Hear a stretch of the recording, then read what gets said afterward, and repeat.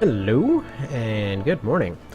So, hopefully this will be the one time in the last 3 or 4 or whatever that stuff doesn't go completely awry. Seems like video's here, seems like audio's here. Stuff overall seems to be in pretty good shape. So, back to Coritanae, I guess. See what else is new here. I don't think there's gonna be a whole lot new. Point.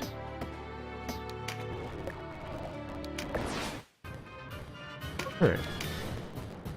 Starting as last time.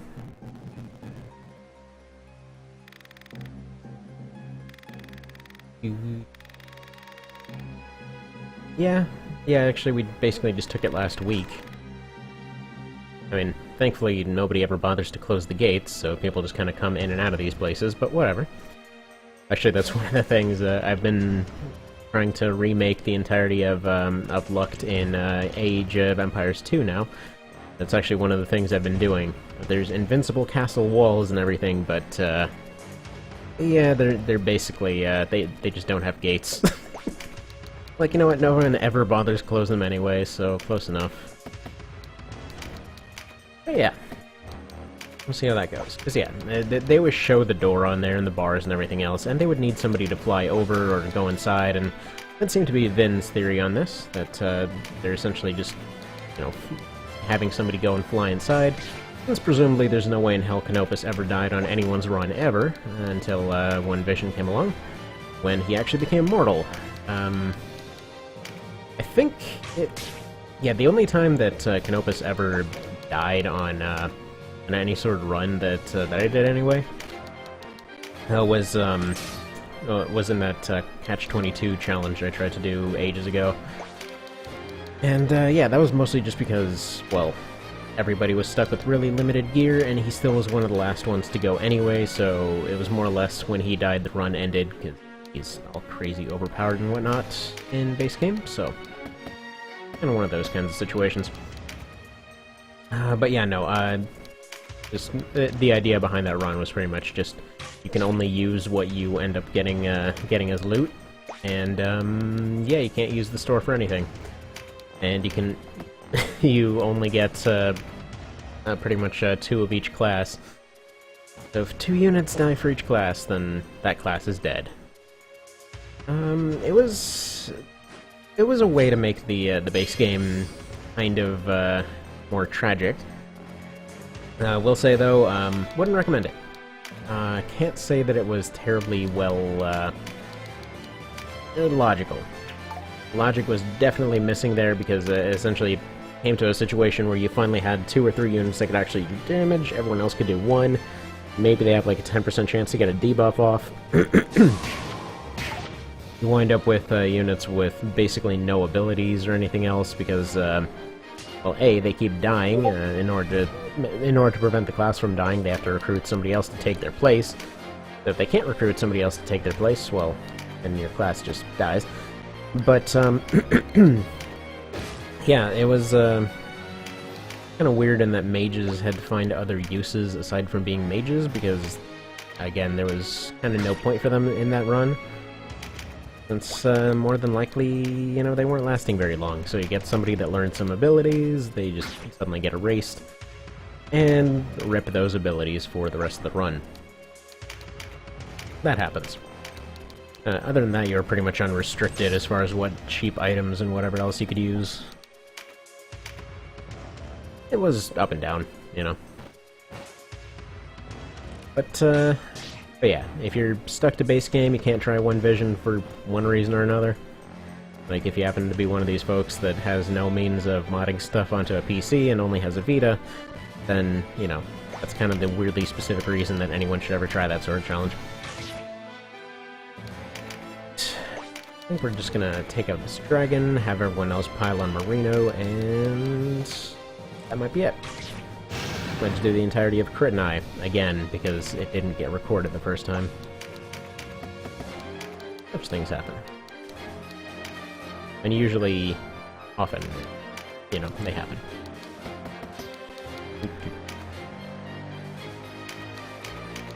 Yeah, this actually carries over surprisingly well to Age of Empires, I gotta say. So if you haven't played it before, it's one of, I would say one of the two best, RTSs. Personally, I've never, well, I guess three best. Because, okay, obviously there's StarCraft, but that's not for everyone. Personally, I don't really care for it. I get why people like it, but I just don't really care for it. Like, personally, my absolute favorite's Rise of Nations. I've done a few parts on that already. But that's mostly because of the city capturing mechanic. Essentially, if you, instead of going and just destroying everything on the other side, pretty much, you build cities and you build infrastructure, and then essentially those cities get taken and whatnot. And you usually only see that in, like 4X games or grand strategy games, or whatever you want to call them. Apologize for the throat clearing. It is dry as crap over here right now. We just went from finally having all the snow melted away to having all the snow reintroduced back into life. So it is dry as hell. Like, 2 humidifiers running, chugging water, doesn't matter. There is no hope. Everything is dryness, and dryness is life. Look at that on a t-shirt. But no, so what I was saying, as far as it carrying over, AoE 2's method is pretty much everyone still does the same, you gotta destroy everything on the other side thing, but they do it a little bit better. They do it in a manner to which, you've still got supply lines running around, you've still got infrastructure that you build up, but more than likely, if your infrastructure is getting messed up, you've already lost the fight. It's pretty rare that your front line area gets broken through and you're actually getting out of that situation. Actually, a lot of times when you see like really high-end play of that game and everything else, it winds up with a situation where just everything is an absolute clusterfuck of trying to fight each other from all kinds of bizarre angles and everything. It's pretty fun to watch. But most fights revolve around, you set up your town, you set up a constant stream of whatever you want to end up using that round, and then you basically just keep building your infrastructure within your walls, and if your walls fall, odds are you're screwed. And then usually somebody pulls some kind of trickery and ends up winning it. Like, I think my favorite thing was one time I was playing with my brother, and, we weren't doing so hot on the whole actually winning the fight thing, because partway through, this guy finds a way around this forest around the center of the map, ends up sending an army in and just raids my town halfway through, so end up fighting them off. End up reinforcing that whole area, but then still can't get enough cheap infantry and cavalry and whatever through, so I end up going and sending 20 guys to just go chop down a forest. Screw it. If they're gonna go sneak through the thing, we might as well just go erase the entire forest off the map and just attack them from the back that way. So, I ended up stealing their own strategy, and surprisingly we ended up winning that thing. Yeah, fantastic game. Actually, they've been farting out DLCs lately, and I don't actually know how many people are gonna be playing it with only one DLC, but I'm hoping, I'm hoping it still might get looked at on the Steam Workshop. It's still got a pretty active and lively community. Also because the balance is surprisingly good. Usually RTSs don't actually bother keeping up with their balance aside from, StarCraft. Which is weird sometimes. Rise of Nations was one of those exceptions where it didn't really have a whole lot of support because it didn't need it. Just because they kind of figured out the balance pretty solidly back in the early 2000s or whenever it was that it came out. Yeah, no, that one's just got so much surprisingly organized chaos that even slight imbalances usually aren't enough to actually decide a fight. For example, if a town gets raided by a couple units or whatever, they're not just gonna end up losing it because that town's actually gonna bother fighting back. Oh yeah, April, you're still a problem because Galgistan won't go away.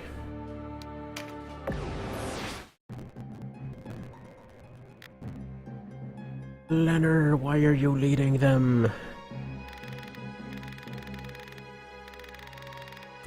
Oh yeah, this is the original version of the Wheatgraph fight.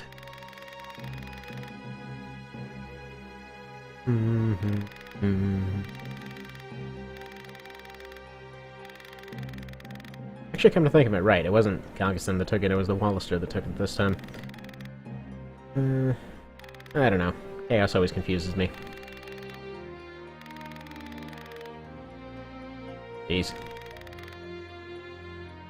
But yeah, that's when you get the choice of do you want to fight him one-on-one, or do you want to fight it with other people. So, duel. Because dude, there's no way you're gonna win this. Have you not seen Steve? Have you not seen Mecha Steve and what he can do? Are you dumb? The answer to all of those is no, no, no, yes. Alright. For them, give you this. I don't have sneak attack. I know I'm really piling on the extra abilities here. Probably put those in order.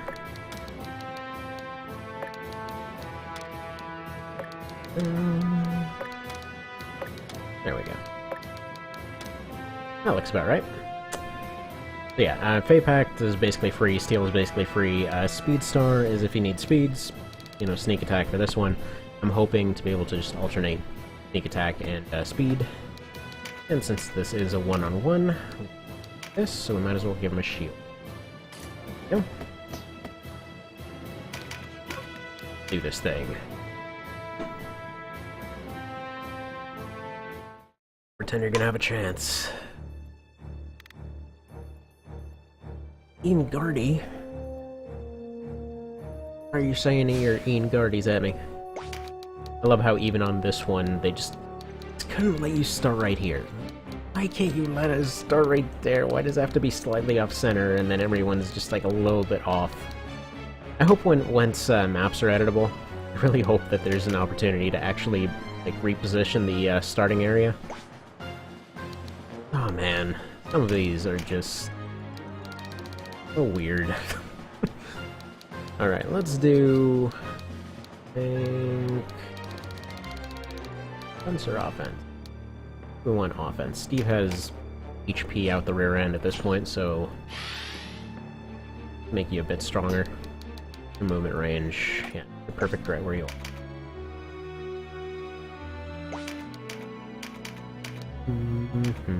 Oh yeah, you've totally got a chance. Might as well rob you in the process. Like, it's not even a duel, he just basically mugs him of his stuff and everything else.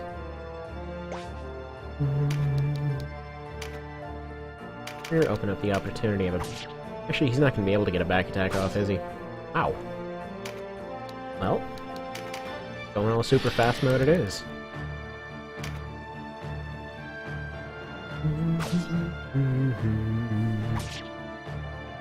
Yeah, this is way more fair than the Weegraph fight. That is for dang sure. Well, it's very annoying in base game, because if I recall correctly, he ends up just spamming Phalanx all the time, so you're just kind of mashing on him. You never wanted this. Yeah, you totally did. What are you talking about? Well, this isn't really necessary, but... heal up a little bit. Slap an herb in the rotors or whatever.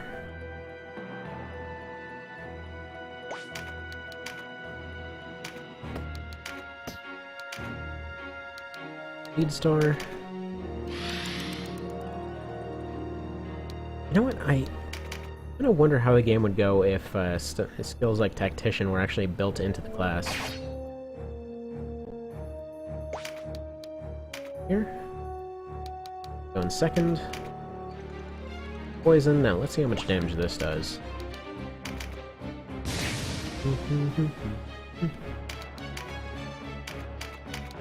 Holy Jesus. That is very considerable. Wow. Very wow. Okay, also, you need to heal.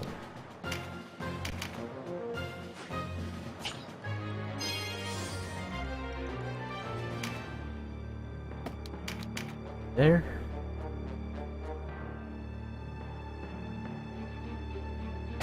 Gonna do his move. Fine, and let's finish him. that is ridiculously strong at this point. I was saying last run how it wasn't worth the effort, but dang. Yeah, you don't say. He put himself in a mech suit, and apparently that thing can just rip your spine right out. Yeah, shut up.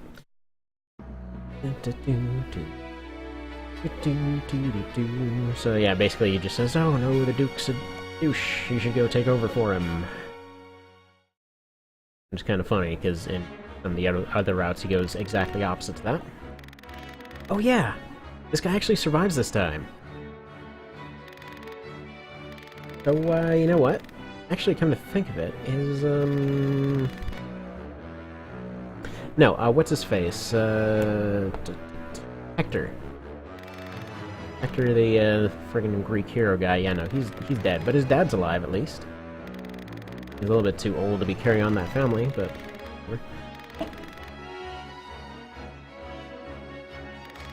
So now he's the one that decides, hey, let's go to the Burnham Massif. Or not the Massif, but whatever.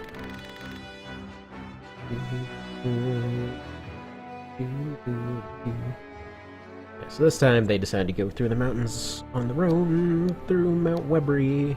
Except in this case it actually makes sense. It is legit the shortest route to there.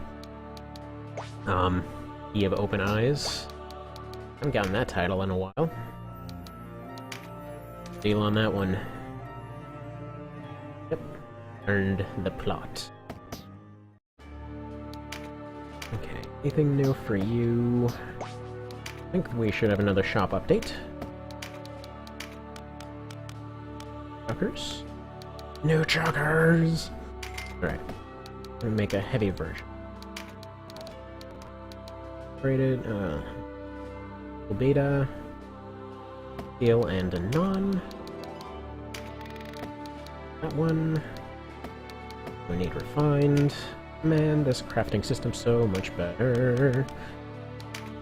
Over the weekend, I was doing the usual thing of like setting up one run, doing this one, all that kind of thing. Trying to craft together +1 rings for everybody. Like, oh, that 65% sure feels like a 20%. Everything is failing all the time. And it's like a, I think, 12-step crafting process to actually make it. Yeah, that was reasonable. But such things happen. Alright, and non. Yeah. Love that it's actually in the tree section, that makes sense. Got rubber trees. I'm not sure how they would have made rubber back then, but cool. I'm sure it would have been a possibility around the 15th-ish century, somewhere around there. A bunch of new crap got made, so maybe. Alright. Congratulations, you have a better axe now. Ecol Beta. It kind of looks like an axe, it's close enough. Got disgusting type damage, so there's that too. Okay. Stars. Is it just me, or are there more things that unlock at the same time if you take Coritanae? I feel like there's earlier stuff. Which makes sense, because, you know, you'd probably take the other ones around the same time. 100%. Of these do I have 5? Let's get 5 of them. Got Curiouses and that sort of thing available at this point. Oh. New Poisony Claws. And his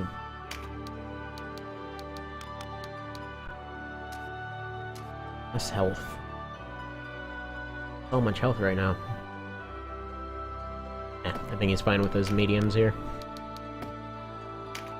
I think we've got new gloves that can be worn, though.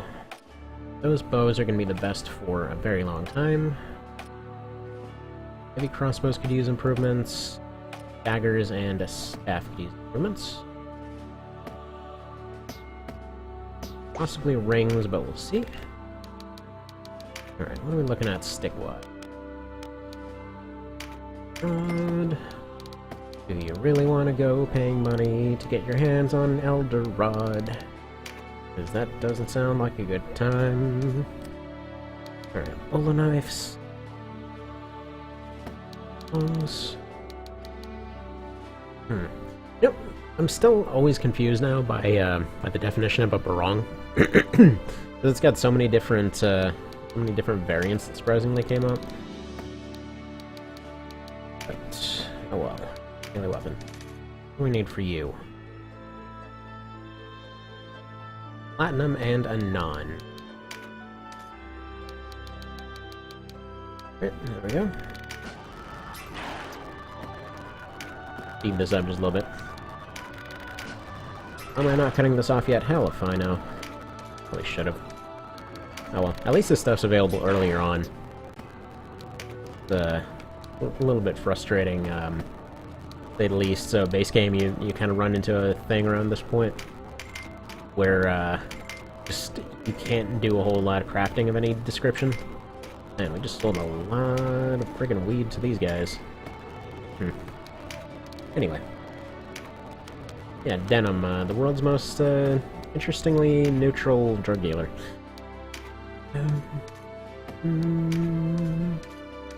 But yeah, like, you get to this point and you basically can't craft a lot of the stuff that you'd like to craft, like, especially spears. I don't know why they decided that a lot of the better spears and stuff needed to be in the second book when you have access to other stuff at that point. Although that kind of just falls under that same thing of they were just thinking way too hard in a lot of cases. 2 upgraded barongs here. What do you need for that? Okay, need 2 fairy scales. Enough. Get some of them. To think of it, I wonder if these ones will end up having something different to them then, because this one didn't need scales, did they? Yeah, no, they did. I'm just an idiot.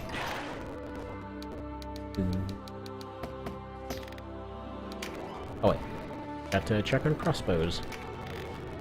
Any new upgraded crossbows? Got these.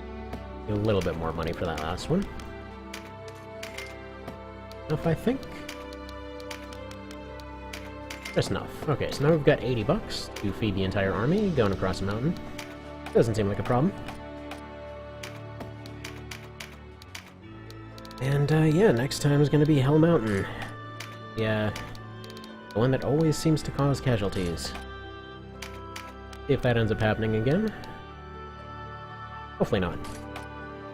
Seeing as we kinda, sorta, could do without casualties. And yeah, one thing I forgot to mention last time, there's a very good reason that these guys don't get spellcraft on their daggers, because they already get that slight magic damage bonus off them, so they don't really need it. That accuracy buff makes all of those kinds of senses. So, Chris's are gonna be fine, these guys are still gonna be inexplicable ghosts forever. Fine, don't worry about it. Anyway, I think that's all I want to do for the moment, so see you next time.